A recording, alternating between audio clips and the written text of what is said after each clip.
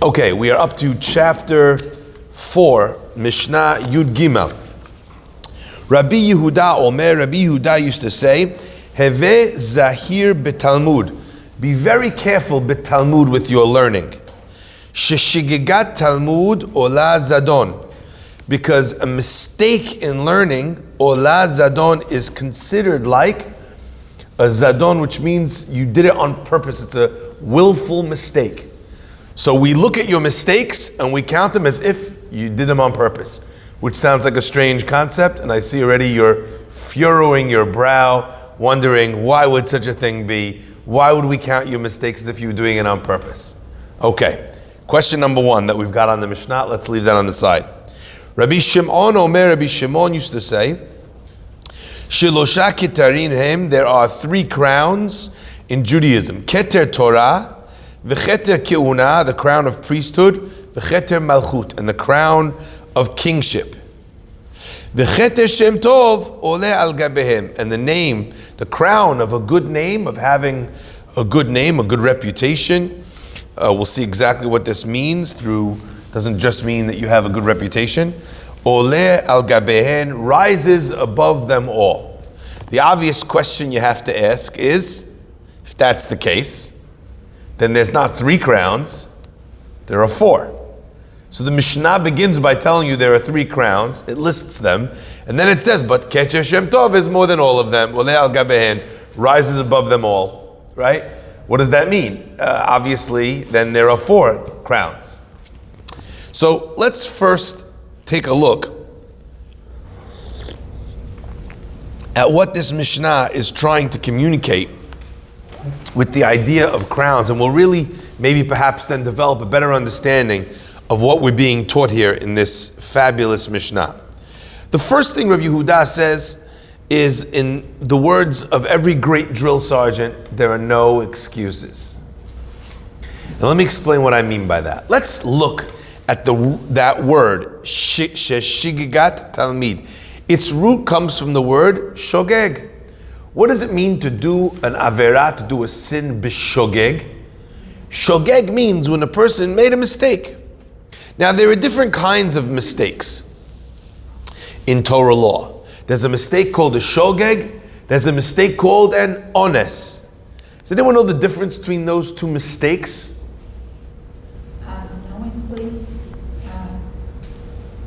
Knowingly by accident, and by knowing and still doing.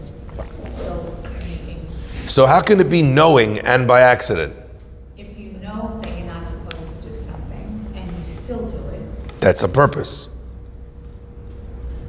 True. You thought something was kosher and it really wasn't. Shogeg. So shogeg is where I know the concept of kosher. Okay? I know that this thing is the thing that I think that it is, but I'm missing some information. So as an example, I turn the lights on Shabbat. I know it's Shabbat, and I know that you're not allowed to turn the lights on Shabbat. But I forgot it was Shabbat. I forgot. I had a momentary lapse of judgment. That's a shogeg. So I willfully turned the light on, but I did not willfully break Shabbat. That's what a shogeg is. Or, I knew it was Shabbat. I remembered it was Shabbat today. I just forgot that you're not allowed to turn the light on Shabbat. But I had that knowledge. It was just a momentary lapse. That's considered a shogeg. Okay? On that, a person brings a korban. So if you break Shabbat b'shogeg, you bring a korban. If you break Shabbat on purpose, you don't bring a korban. Why? Because there's a punishment then. You did it on purpose. The korban is not enough, so to speak, because your person needs to be punished for that. Or if not, then you do teshuvah. But you don't bring a korban for doing it on purpose. The next thing we need to look at is something called an ones. Or, in other terminologies, also possibility, it would be called mitasek. Mitasek means, it's not that I walked in, turned on the lights, forgot it was Shabbat. Walked in, turned on the lights, forgot that I'm not to turn on the lights. It's that I stumbled into the bathroom half asleep, half dead. You know when and your arm just kind of like, that's muscle memory. You didn't even have cognitive thought. involved in deciding to do that action. Your hand just did it. That's not even shogeg. That's called honest. That's called mit'asek. That I'm busy with the deed to the point where my brain was not engaged in making the decision. That's called mit'asek. There's another level called honest. Honest is really not even mit'asek. I'm walking into the bathroom. I trip on my husband's shoes or my wife's shoes. Okay? My kid put a Lego out and left it there, and I'm doing the Lego dance where you're cursing in the dark. Okay? And then as you're doing that dance, holding onto your one foot, you fall against the light switch. That's not shogeg. There was no thought. That's not mit'asek where I did an action without thinking. That's me falling on something. Honest and mit'asek are very similar in their nature. It's almost as if we don't consider it that you've done it at all. Shogeg, okay, you did it, but you forgot something. And the reason why you bring a korban when you did something b'shogeg is, how did you forget?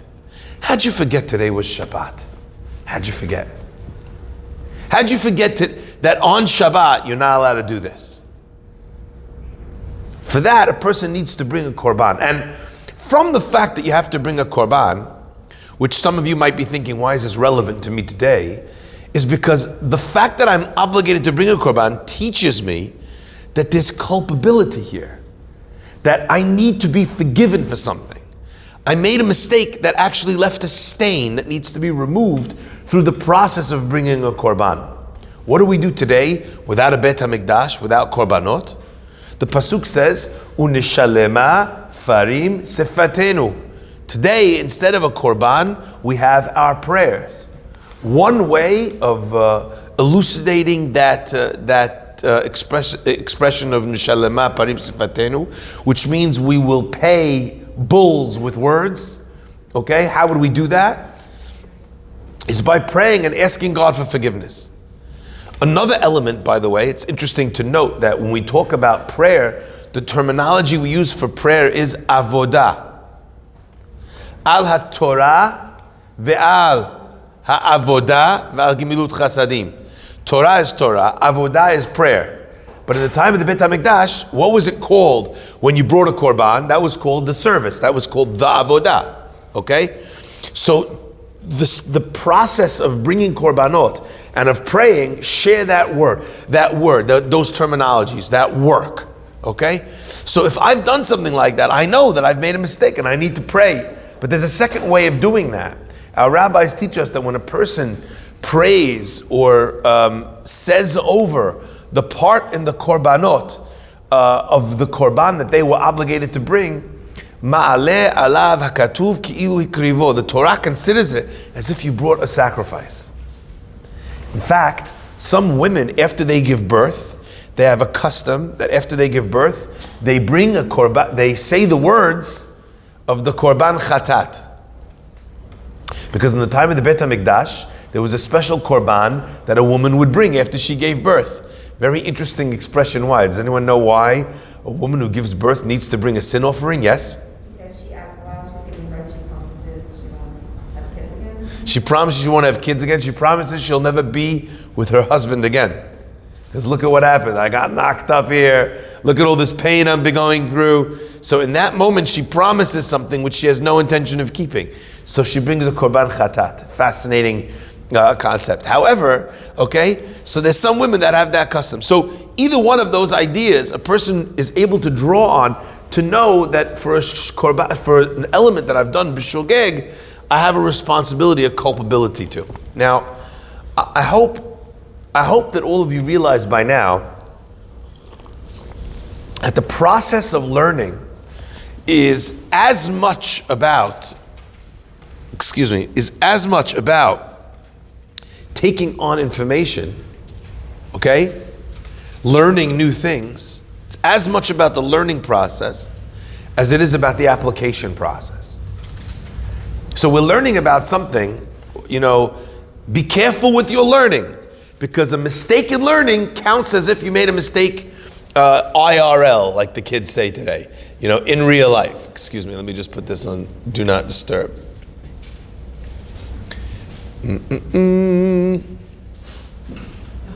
Okay?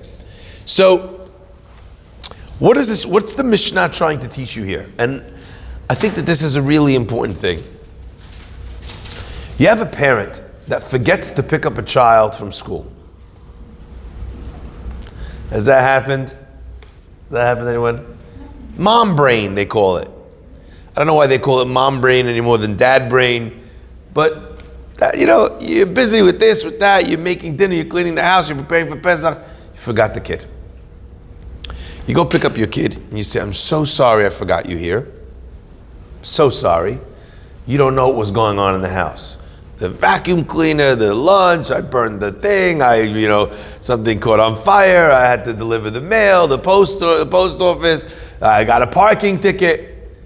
What does your kid say? I don't care. Where were you? Where were you?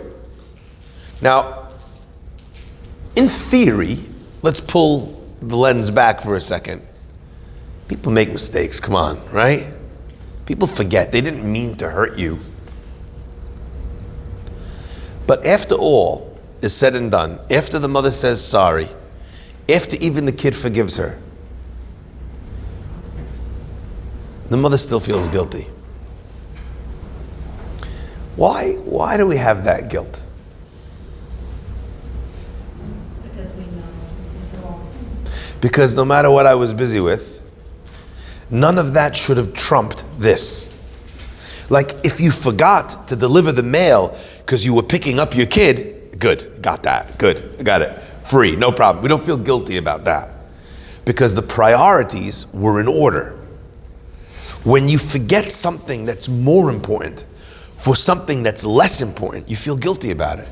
Because if it was more important, how did I forget A for B? The Torah is telling us over here, I think, Rav Yehuda is communicating. Hevi zahir b'talmud, be careful with your study. Be careful when you're learning Torah. Sheshigagat talmud ola zadon. Torah is considered such an important thing by Hashem. It's such an important part of our process. Learning, growing, understanding, challenging yourself, expanding your mind, pushing your horizons. It's such an important thing that this is one of those things that when you forget it, we don't count it as a mistake. We don't count it as a blip. We count it as if you made the mistake on purpose. Because how could I forget that it was Shabbat? I love this comparison. No one has ever by mistake forgotten that blenders chop your fingers off. You don't forget that, right? You don't forget that. You don't forget about the fact that there's gravity and step off a roof. Forgot, I was busy. I had the post, I was dealing with this, I was dealing with that. You don't forget that, right? You don't forget that stabbing yourself with a knife, it hurts. You know why? Because it made an impression to the point that it's unforgettable. Now that word is used too often. We are so liberal today with our words that all the good words have been used up. Right? Yeah? I'll never forget as long as I live the ice cream I ate in. Now you try and use those words on marriage, on children, on the biggest achievements of your life, right?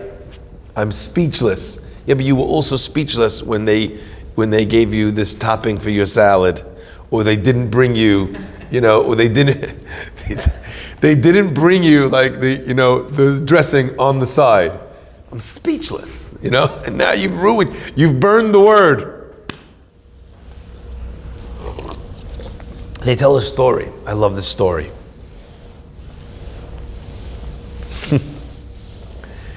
They tell a story about two very close friends who their whole life they hung out together.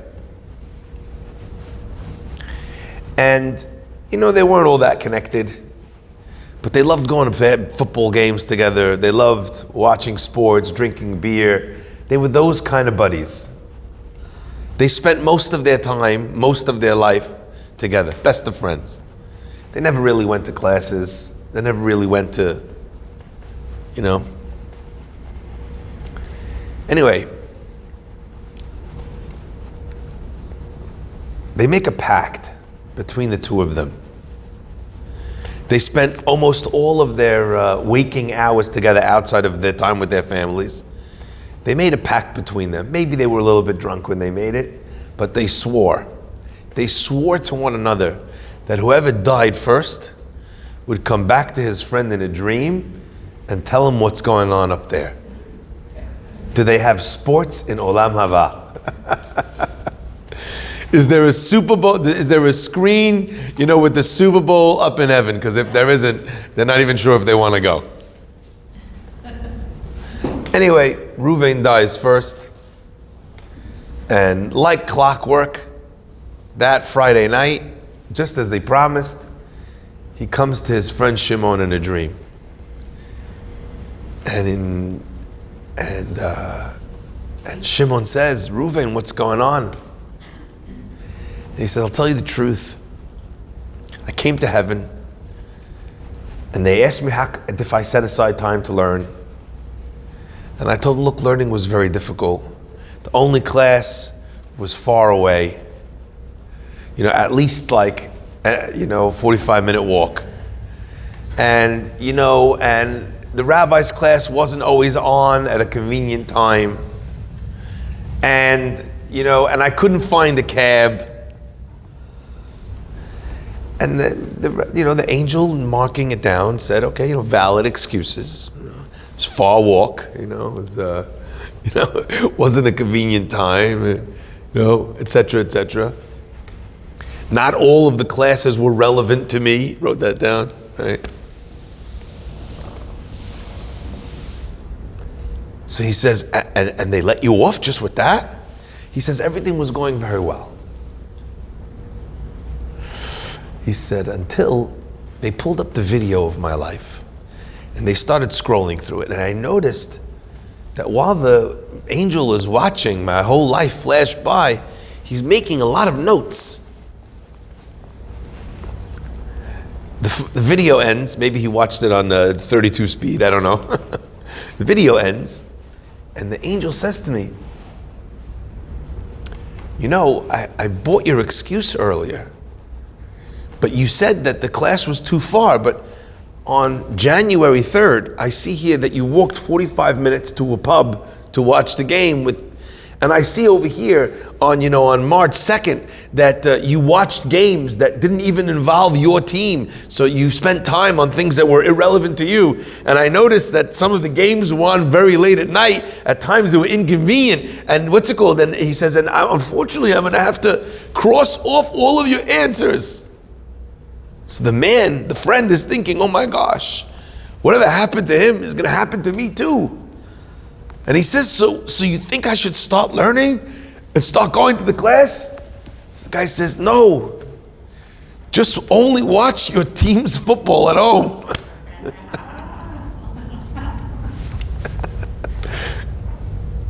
And the reason why I thought that was so funny is because I think we all know people like that, by the way, do we not? We all know a guy like that, that's how we would see it. Right? It turns out that like almost everything else in life, the issue is not about time, and it's not about focus, and it's not about cost. It's just about priorities.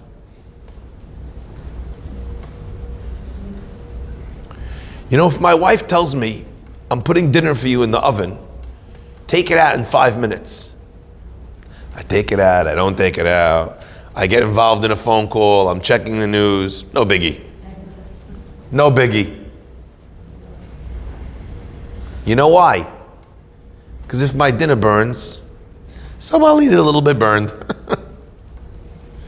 I don't really care that much, right? I don't really mind, it doesn't bother me. If my wife tells me to take the chalot out for Shabbat, and I leave those chalot in, and they get burned, I'm a dead man. It doesn't only affect me. She's made the challah, she's done the dough, and she does it by hand every week, right? So what do? I set an alarm. And I was never a morning person. When I came here, I have to start being here every morning for the shul. I can't go to any other minyan. I have to go to the minyan here, this minyan at this time. So I set an alarm for 7 o'clock, and then I set an alarm for 7:01. You know why? Because I know that I'm going to snooze the 7 o'clock alarm. So I set another one for 7:01, another one for 7:05. And then I changed the sound that the alarm makes on each alarm so that if I fell asleep, or if I don't get used to it. You know why? Because as a rabbi, this is my job. I have to be here. So I can't not be here. How many alarms are you setting to learn Torah? You know, how many things did you push off because you had a class today? You understand?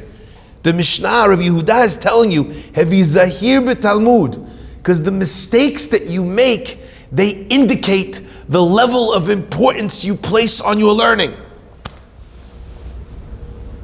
You know, there's a great rabbi who used to say, if you repeat a great story, you know, you could repeat a great story, you know, once in a year. That's how long it'll take people to forget it. A great joke, once in 2 years. A great Dvar Torah, by next week you're good to go. Right? Someone comes home from shul on Shabbat. What the rabbi say? Oh, he told a great story. Oh, the rabbi was so funny. You should have heard him. 2 rabbis are in an Uber, and you know, right? That's when people come home from shul. If they can't repeat the speech, if they can't say what the Dvar Torah was, what's the importance? How have they understood what the process of learning Torah is about? It's a haphazard memory. I remember some of it, I'm not really sure. You understand? The first part of the Mishnah is indicating to us that you know how deep Torah will penetrate? Directly proportionate to how serious you take it. There's nothing more beautiful than seeing someone taking notes on a class, thinking to themselves, I need to do this differently. I learned this was interesting. I need to implement this. I need to share this with somebody. Those notes indicate you're taking things seriously. Do you ever take notes when you're listening to the news? No, I don't take notes when I'm watching a football game, and I'll watch a football game. But if I'm hearing a class and the rabbi shares a brilliant insight, I'm writing that stuff down. I'm sharing it as soon as I can on Instagram. I'm sharing it with someone on WhatsApp, with my friends, with my rabbi friends. Guys, you gotta hear this. The penetration of Torah is directly proportionate to how serious you take it. And if you think to yourself, I cannot get this wrong, then you say it again. Rabbi, say that line again. Could you repeat it? I didn't understand it. When someone comes over and they ask you a question at the end, not a random side question. Sometimes you get people that they just like to ask the rabbi questions. You give a class on Bereshit, someone comes up, they're like, Rabbi, I had a question. So how come when Moses, what? You know, so why is it, Rabbi, that bad things happen to good people, Rabbi? Why did Hashem make the Holocaust, Rabbi? You see? I just want to ask a question. But when some people say, I didn't quite get that last bit, like what did that have to do with that's Shigigat Talmud Ola Zadon. That's a person who takes this very seriously.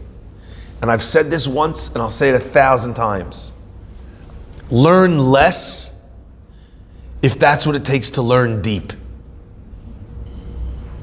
The process of learning is learning deep.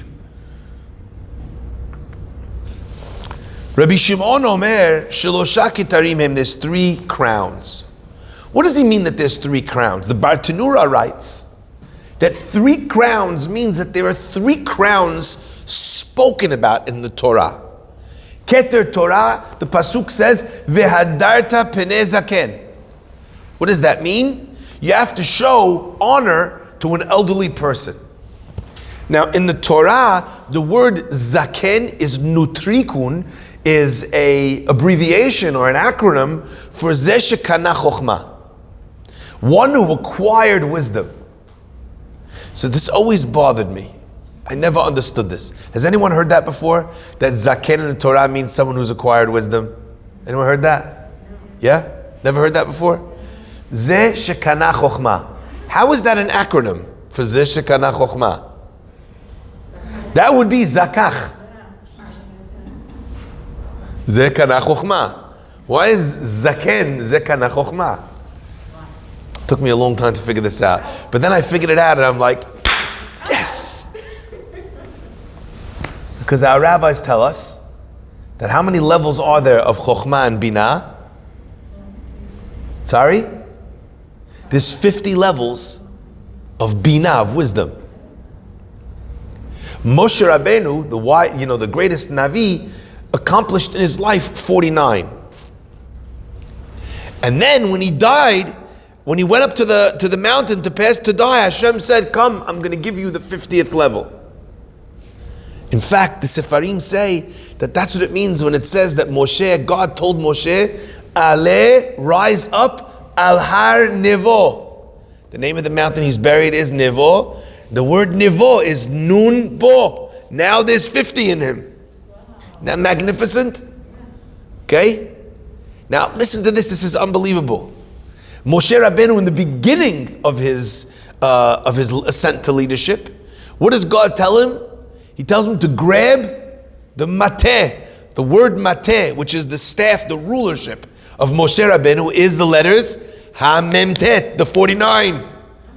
That means that Moshe in his leadership he leads them with 49 levels. Mateh is Ha-Mem-Tet. He's buried on Har Nevo, Nun Bo. Magnificent. Isn't that beautiful when you see the wisdom of Torah coming out? So V'hadarta Pnei Zaken is Zeh Kana Nun. That means a person who's really acquired wisdom. A person who's acquired the 50. So when someone acquires wisdom, yes? Nun is 50? Yes, Nun is 50. When someone acquires wisdom, we have a mitzvah in the Torah, V'hadarta, to give him honor, to respect him, to show him kavod. In fact, when a Torah scholar walks into the room, the halakha is, you're obligated to stand up. Just so you understand the level of what that means, it doesn't mean that you should be standing. It means that you should stand up. What's the difference? If a Talmid Chacham walks in the room and you're standing already, you haven't stood for him. How do I know? The Gemara tells us a magnificent story in the Masechet Sanhedrin. In Masechet Sanhedrin, it talks about a certain rabbi who was a dayan. He was a judge. And into his court case, he had two defendants coming before him to have a court case to be adjudicated. One of them was the Gadol, one of the great giants, the Torah giants of the generation. And one of them was a regular guy. So the Dayan was in a quandary. Because on the one level, he has to stand up for the Gadol when he walks in. However, there's a mitzvat aseh in the Torah, right? Tzedek, tzedek tirdof, which means justice you shall pursue. What does it teach us? The Gemara says that you can't treat the defendants differently. You can't let one speak as long as he wants, and the other one tell him, hurry up already, come on, stop whining. You're not allowed to do that. If you treat them differently, what will happen? The guy who's being told to speak quickly, that guy, if you let one of them stand and one of them sit, he thinks, the judge likes him. V'nistatemu ta'anotav. All of a sudden, all of his claims, all of his points, he forgets them. He thinks the judge is favoring the other guy. So tzedek tirdof means that justice is not going to be served when the person thinks that the case is skewed, is rigged. So the rabbi knows, he says, if I stand up for one guy and not the other, then he's going to feel like I respect him and I'm leaning towards him. So he tells his shamash, he is the court clerk, he says, go buy a duck. This is amazing. Go to the Gemara, he goes, buy a duck. Okay? When the rabbi comes in, like release the duck in my direction, the duck will fly or run towards me, and I'll jump out of my chair, and it won't be evident that I stood up for the rabbi, because the guy will think that I stood up because there was a duck flying at my head. Now, first of all, just think of the lengths that this man is going to. He comes home, his wife is like, why is there a duck on our credit card? Right? It's amazing. But what do you see from that Gemara? Here's my proof. You see from here that you don't fulfill your obligation to stand for a Talmid Chacham just by remaining standing. Because if you did, I have a much simpler answer, sans duck, that the rabbi could have used. He could have just stood the whole time. When the rabbi walks in, he's already standing, and then it's not evident that he stood up for the rabbi. But the answer is, he had to come up with this trick so that he could sit and then rise. Okay? Why are we being such sticklers? Because to stay standing doesn't indicate you going out of your comfort level or making an act to show an act of kavod. So therefore, you're not showing, you're not physically expressing your admiration for Torah. When we want the kavod of Torah to penetrate us, our children, our communities, it needs to be evident what we are doing for Torah. In fact, if you ever go to a very religious wedding and you see a rabbi walk in, so some of you might not know the difference. They all look the same, they all have beards, they all have hats, they're all dressed like penguins. How do you know when the rabbi walked in? Huh? Number one, people get up. Number one, there's a tune. It goes, Yomim al yemei melech tosif shnodam k'mod avador Yomim al yemei melech. May God extend the days of the king. That's what we sing when a Talmid Chacham walks. Isn't that magnificent? First of all, that we're calling him a king. Second of all, that there's a song that we sing for it. Third of all, that the entire room rises. A bunch of people who study Torah all day recognize that this person is a level of wisdom above them. This worship of Torah study, of knowledge. Do rich guys get up for other rich guys? They don't. They don't. Do beautiful people get up for other beautiful people? You know. But we stand up for a Talmid Chacham. V'hadarta pnei zaken. And look at the word that we use. There's a keter. It's a crown. What song are we singing for the Talmid Chacham? Yamim al yemei melech tosif. Fascinating. It's like he's a royal. You know, I lived in England for 13 years. And in England, they are absolutely obsessed with the royal family. I mean, around the world, it's the case. But in England, it's like to other levels. Like the newspapers are like, the prince goes out with his wife, Prince William and Kate go out, and they eat pizza, and then there's like a 10-page write-up in the Daily Mail or whatever newspaper about Kate's body language when she was eating, the pizza. Clearly, there's some animosity between Kate. Did you see how she was shaking the salt? There was so much anger. It's fascinating, the level of obsession that they have because they're royals. Open up a Jewish or religious magazine, there's a center spread. You open up another magazine, the center spread looks very different, unfortunately. Like the full page pictures of naked ladies, And in the religious magazines, this rabbi teaching a shiur over here. This rabbi, shaking a lulav, it's doing the mitzvah of Peter Chamor. We've given them this place of royalty.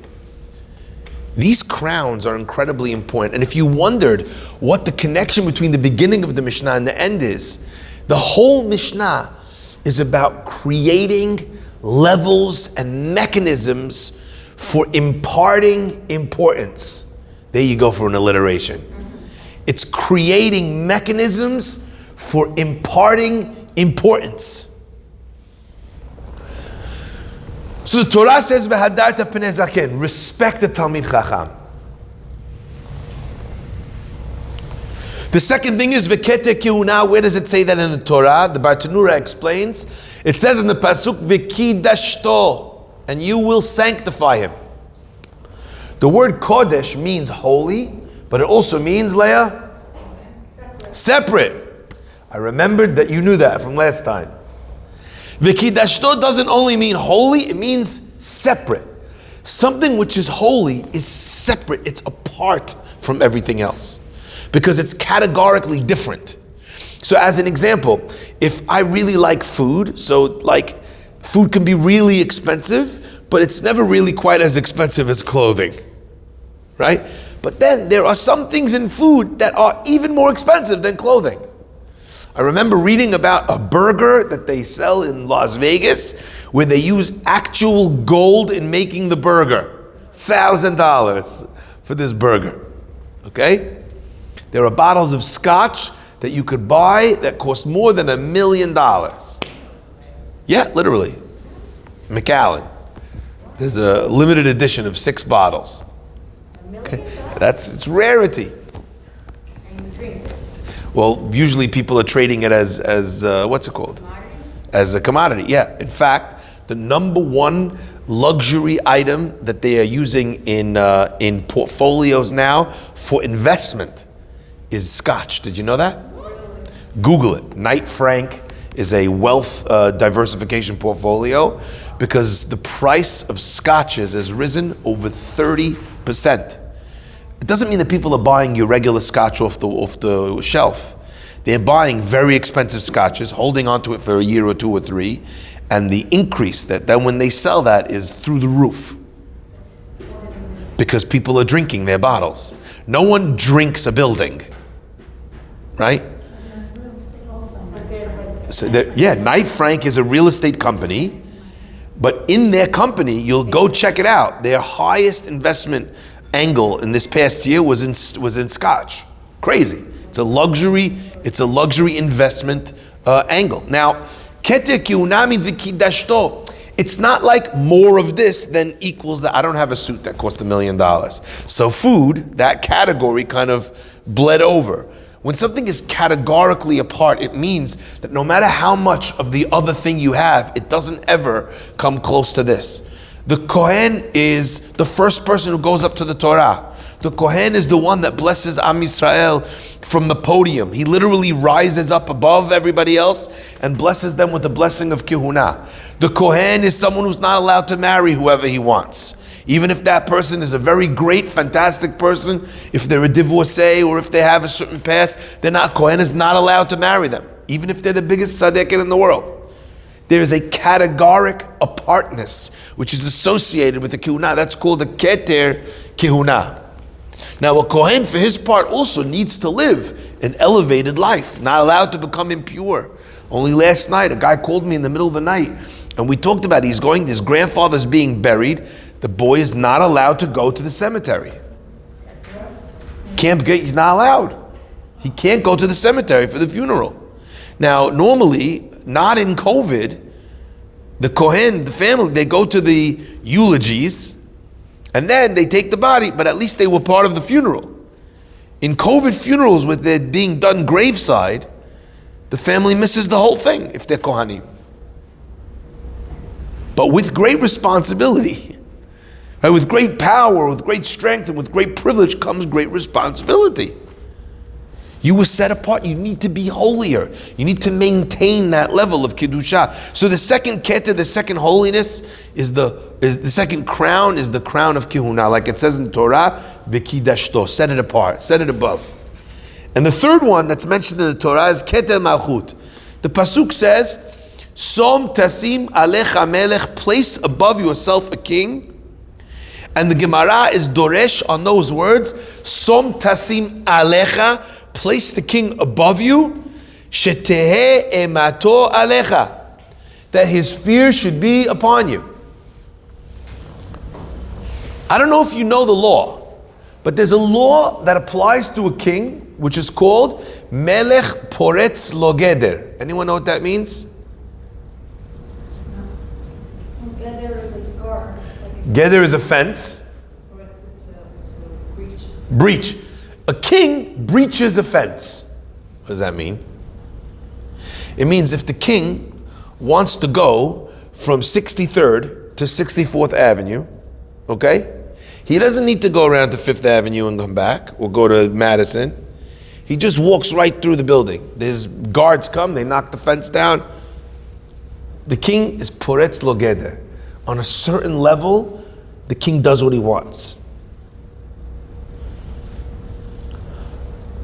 If a person decides they don't like the king,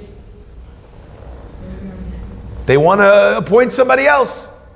They don't like Trump, they want Biden.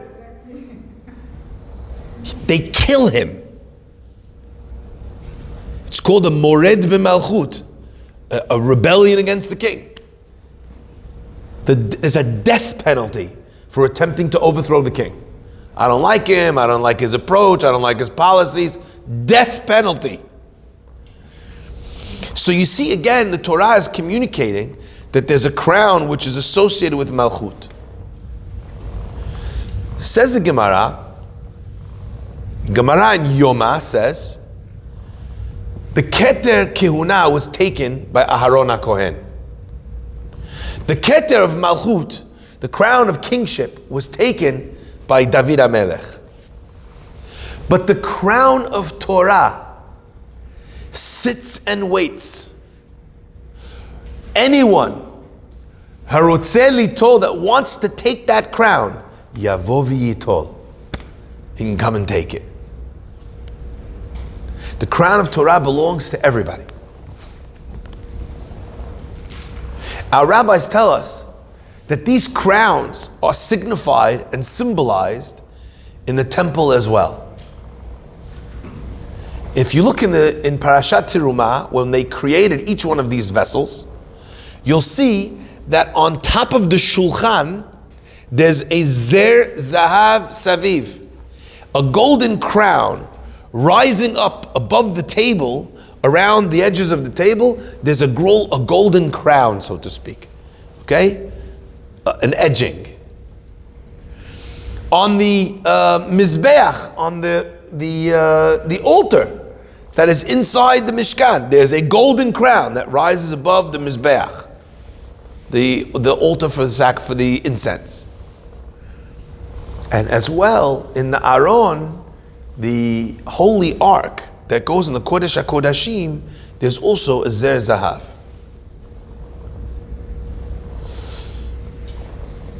The Yen Levanon writes, the Yen Levanon writes that the Zer Zahav, the golden crown of the Mizbeach, that is representative of the crown of the Kohanim. That's the Mizbeach, the Avodah. The Zer Zahav, the golden crown that surrounds the Shulchan, which is of all, symbolizes the food, wealth, opulence, abundance, that's signified by being the king. But the Zer Zahav of the Aron, of the ark, that represents the crown of Torah, of a person who dedicates their life to learning Torah. That one belongs to anybody. And I want to share with you why this Mishnah applies to me and you. What does the crown of the Kohanim have to do with someone who's Yisrael? Or the crown of a king have to do with someone who's a commoner? And the answer, I think, is expressed best by the Yen Levanon. He says these three crowns, aside from being represented by these vessels in the Beit HaMikdash, they also represent the three parts that make up the human being. The first part is the sechel. the wisdom of a human being, the brain, the intellect. That's the Torah. The kihuna, the priesthood, is represented by the guf, because as you know, as we said, the Kohen has an obligation to purify his body. And the Keter Malchut is representative of a person's soul. Each one of these three dynamics, a person's soul, his spiritual self, a person's guf, his physical self, and a person's sechel, his intellectual self. Each one of these levels, the brain, the body, and the spirit, each one of these is a crown. Now, what is a crown? What is a crown that sits on the head of a king? Does the crown do anything? Does it unlock a vault? Does the crown go to war for you? It does nothing. The crown is illustrative, okay, of a recognition that this person, that this being embodies the power of the throne. That's what the crown is representative of. The whole procedure of making someone a king, the coronation, consists of, they even call it, what is it called? Crowning him king. It's an element of communication, both to himself and to others, that I represent the kingship. The kingship is me. I'm the king. And therefore the king wears the crown on his head. Each one of these parts of the human being needs to be crowned. And let's talk for a minute about what this looks like. What does it look like to put a crown on your sechel? What do you think that means? To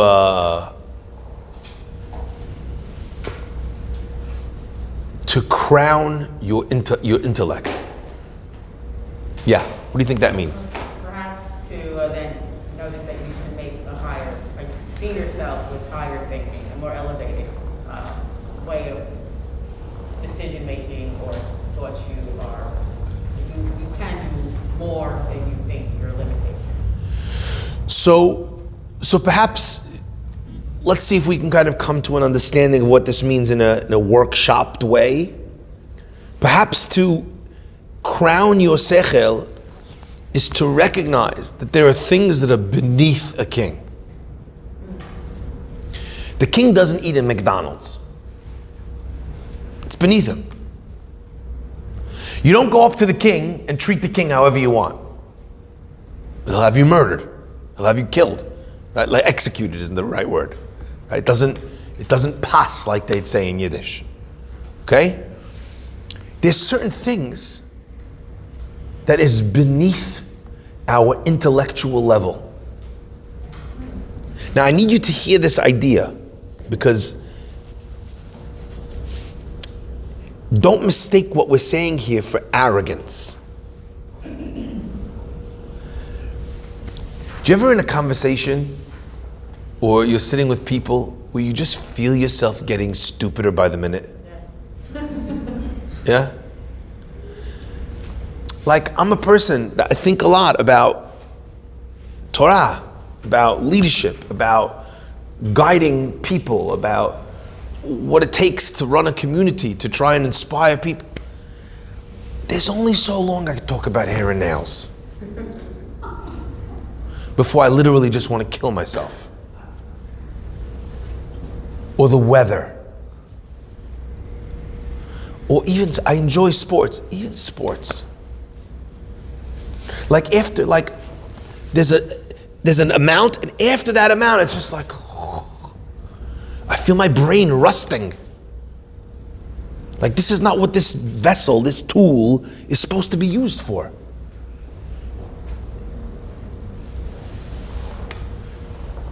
How often are you challenging your brain?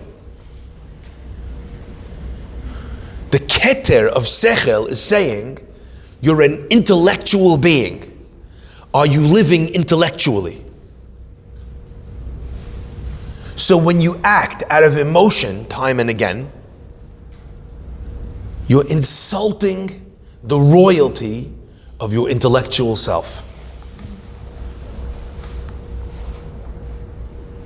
You're letting yourself get angry over stupid things. And you know it's stupid. You are insulting the royalty of your sechel. When you chase desire and you know better, you're insulting your brain. When you're willing to settle for a shidduch for all the wrong reasons, you're insulting your brain. That does not mean that your husband or wife or boyfriend or whatever needs to be your chavruta. That's not the point. But they need to be someone that's worthy of you. They need to be someone that's worthy of what you're trying to accomplish. The second level, the second keter, is the keter kehuna, a sanctity of the guf. I don't want to get too graphic, but use your imagination. What does it mean to have a holy body? What does it mean? What is it used for? You know, and by the way, it's this idea, it stretches. I remember in England there was an advertisement on the trains that eventually, you know, got shot down. The article showed some woman in a bikini. Article, as if. The poster showed a woman in a bikini and asked, "Are you beach body ready?" And eventually they got the signs taken down. You know why? Because of body shaming. And I was a little ashamed to be human, to be honest. Never mind ashamed of my body shape. That's the reason why that got taken down. Do you understand my point here? That the idealization of this specific, that this is what life is about, that's not the problem. The problem is that there might be people who are fatter who feel shamed. That's so missing the point. And for the person that does look like that, then the sign's not a problem. The sign's also a problem. You know, the fact that today all around the world, the number of young people suffering from eating disorders has gone through the roof across all communities, by the way. That young girls are not eating, or if they are eating, are throwing up. Or if they are eating and not throwing up, then they're severely restricting what they're going to eat because they need to be beach body ready. Frum girls, by the way, who will never take their shirts off, who don't need to be beach body ready, still need to be beach body ready for themselves because of this focus on the lack of kiddusha of a guf. What is your body for? This stretches all the way across. What if you're a glutton for food? Also, that's a chisaron in kiddushat haguf. What if you never exercise? That's a chisaron in kiddushat haguf. The holiness of the body is, if God gave me this body, He gave it to me in order to be able to fulfill my purpose in this world. That's what He gave it to me for. I have to take care of it. If you're smoking, that's a chisaron in kiddushat haguf.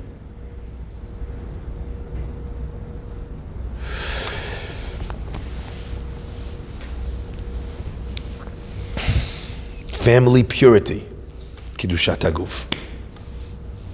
The way a husband and wife consider and look at and deal with intimacy, that's kiddushat haguf.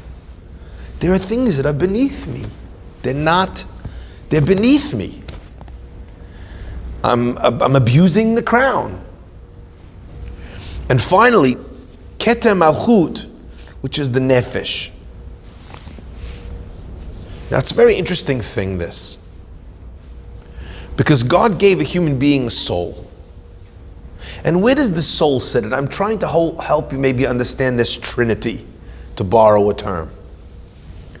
You have a war that goes on all the time between your sechel, your brains, and your body. The body with its needs, with its wants, with its desires, and the brain which knows that it's bad for me, both in this world and the next.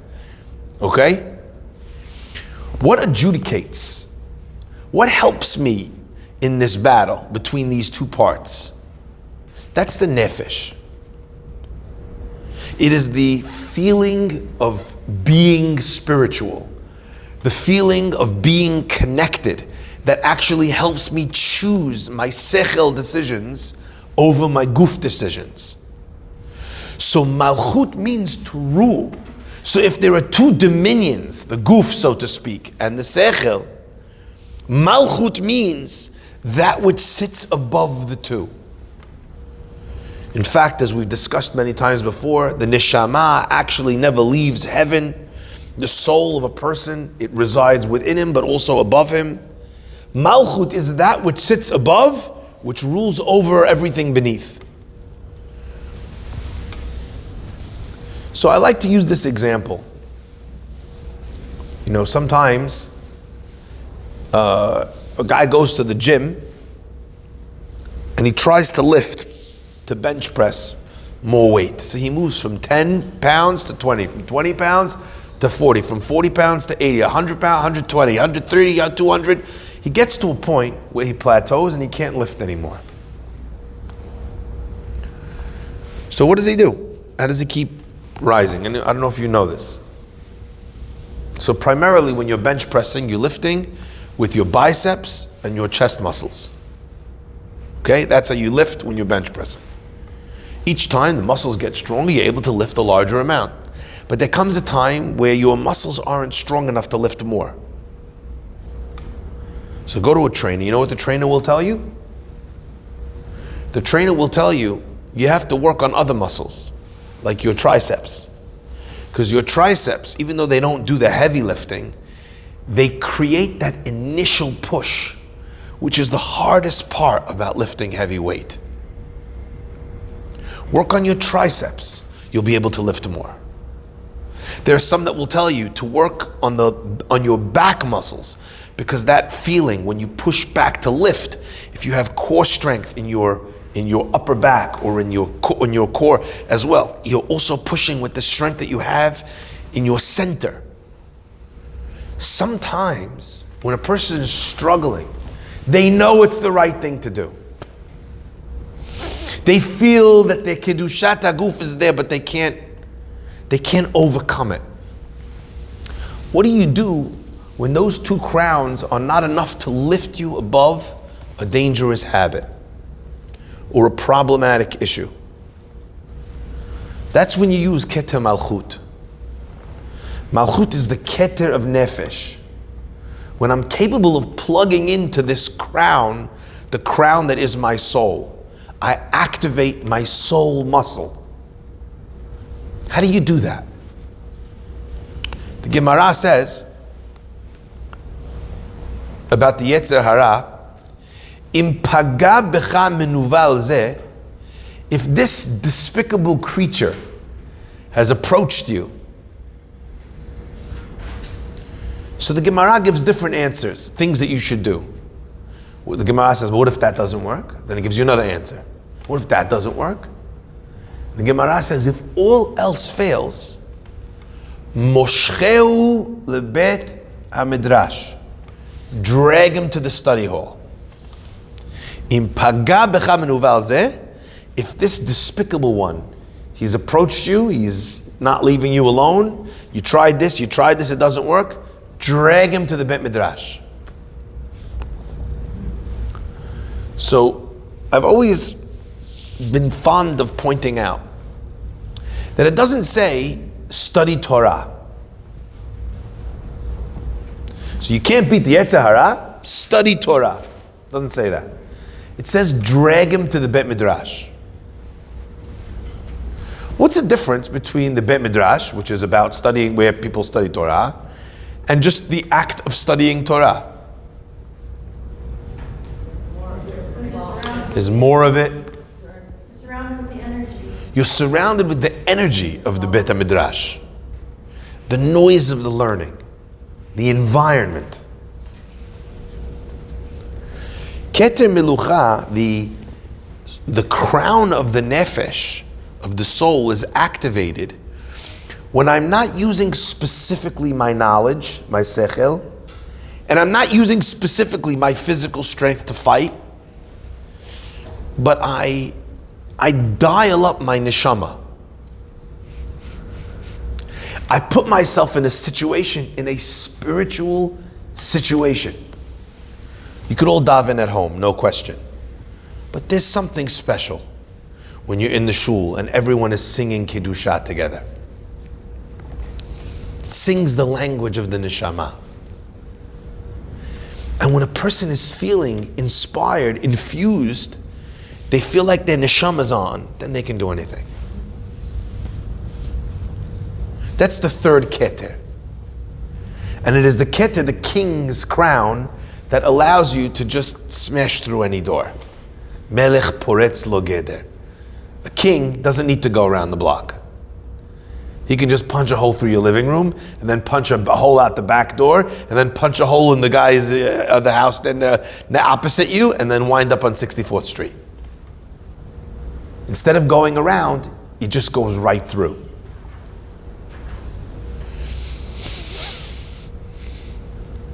You know, sometimes I think to myself, I don't know if anyone was here during Ne'ilah this year. Is anyone here during Ne'ilah in the shul? I gave my Ne'ilah speech in the synagogue. Fire.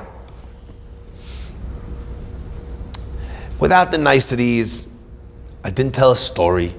There were no jokes.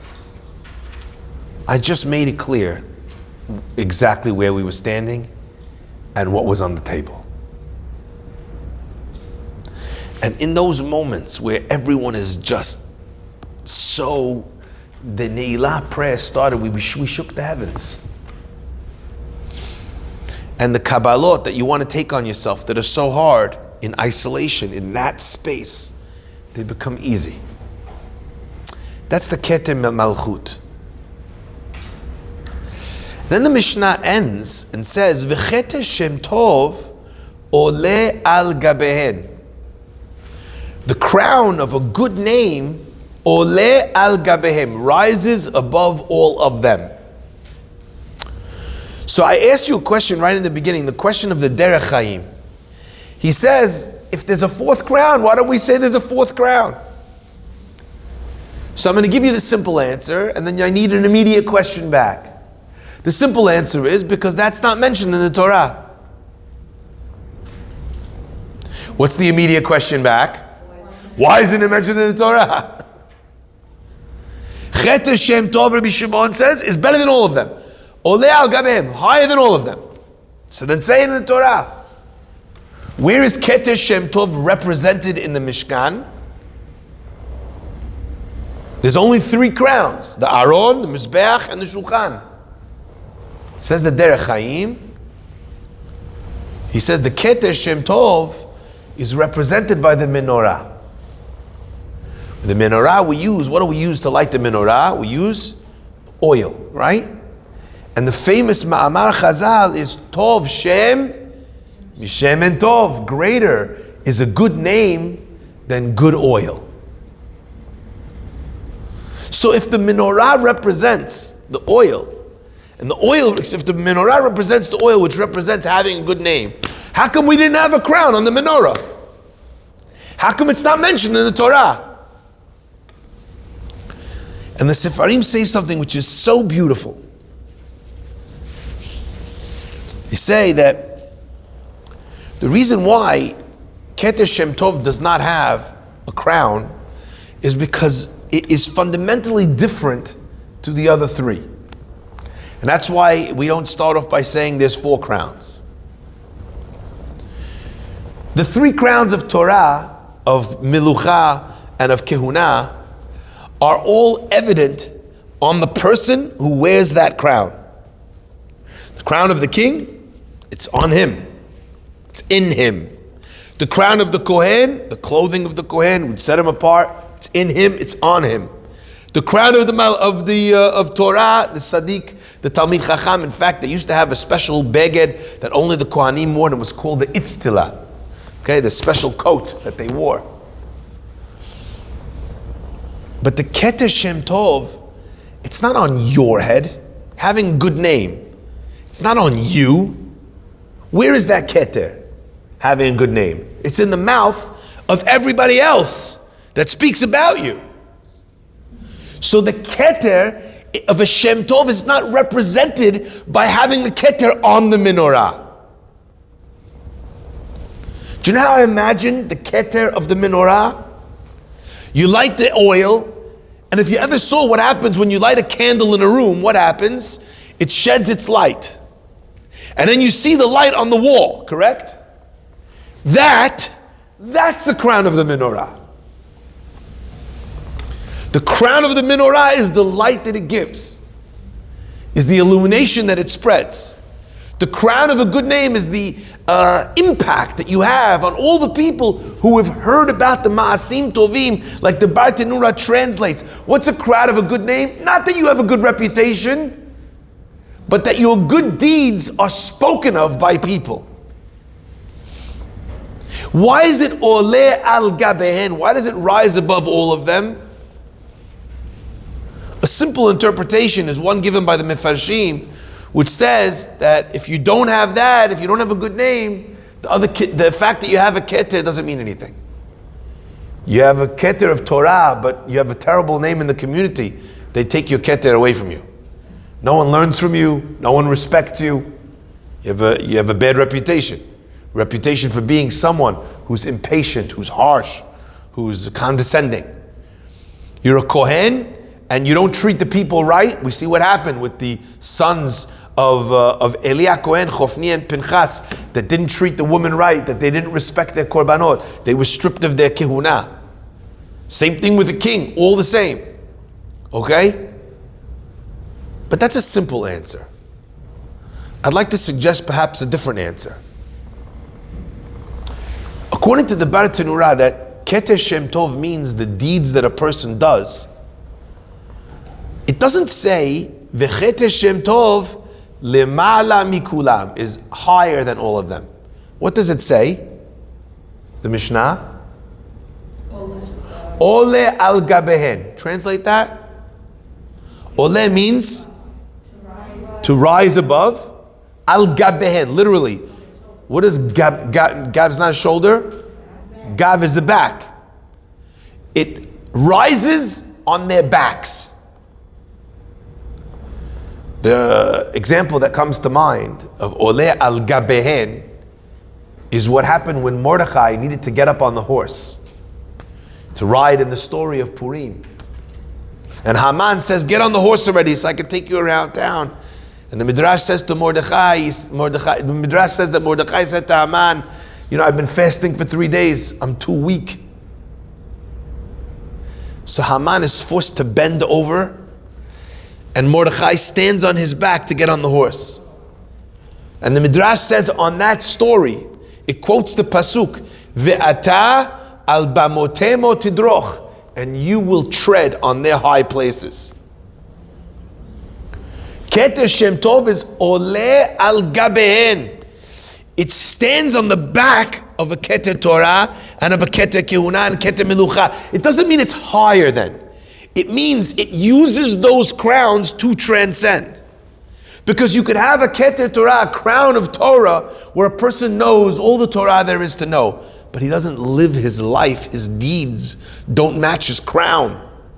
And you have a Kohen who wears the Keter of Kehuna, he does the act of Kohen better than anybody else.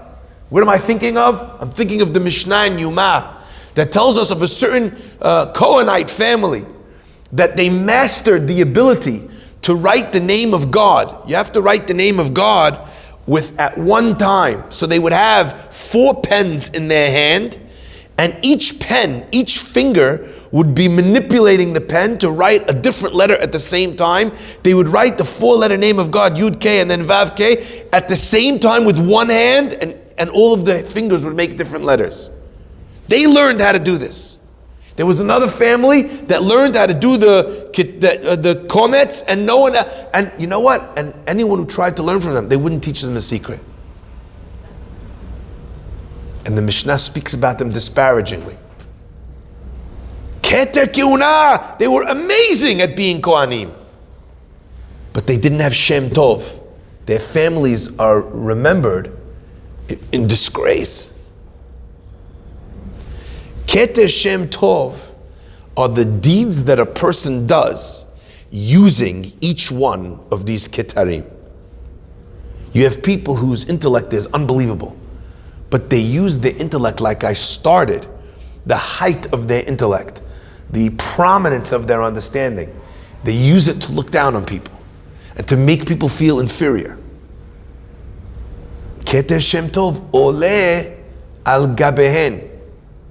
Think of the menorah. The menorah acts to light the Bet HaMikdash. And by its light, you can perform all of the other kitarim. Use the shulchan, use the menorah, use the shulchan, use the mizbeach, and use the aron. It allows its light to be used to help other vessels have their function. That's why it's not mentioned in the Torah.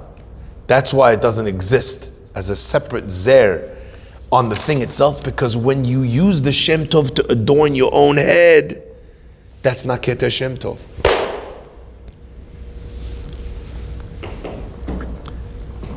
So I'm going to ask. I feel like every person is supposed to chase all three of these ketarim, sechel, guf, and nefesh. But every one of us has a dominant keter.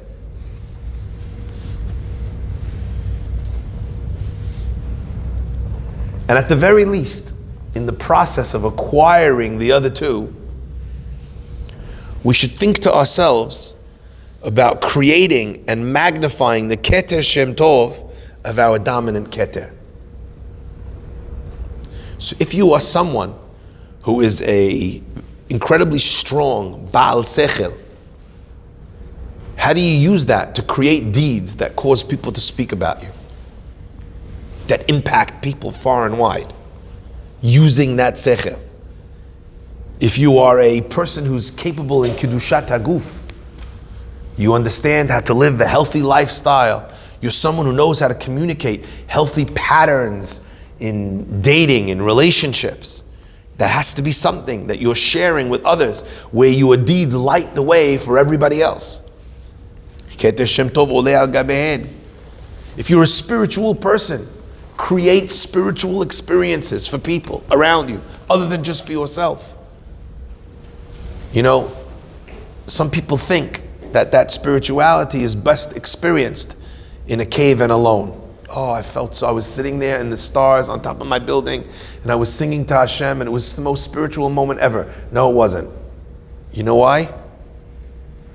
Because the only person having that experience was you. How could it be the most spiritual moment ever if it wasn't shared with someone else?